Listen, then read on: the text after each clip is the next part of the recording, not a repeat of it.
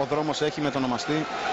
Όπως πέραμε ο Άρον Λένον που διεκδίκησε εδώ και ο Ζερμέν Ντεφό.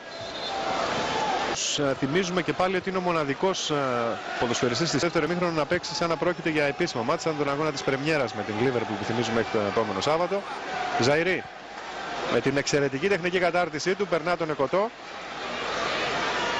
Περιμένει, βγάζει στο Ντουντού. Πάντα το 0-0 στην αναμέτρηση τότε ένα Ολυμπιακός που παρακολουθείται απευθείας από τη Νέα Ελληνική Τηλεόραση.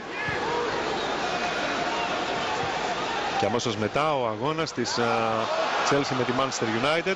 Δεν παραλίγο να κάνει το λάθος. Ο Ζαϊρή τον εξώθησε. Ενόχλησε ο ήλιος τον Πάρντο. Θα μπορούσε να την μπλοκάρει. Δεν ήταν αυτό που έλεγε στο πρώτο ημίχρονο Αντώνη Λί απόψε σήμερα. Γιατί και ο Ρόους στο πρώτο ημίχρονο εξίσου καλός ήταν. Λοιπόν, ο Ζαϊρή θα βγάλει, θα σκάψει την μπάλα για το κεφάλι του Λεωνάρντο. Πολύ ωραία φάση. Πάρα πολύ ωραία. Και ανέλπιστη θα έλεγε κανείς, καθώς ο Λεωνάρντο δεν είναι αυτό που λέμε πρώτο μπόι.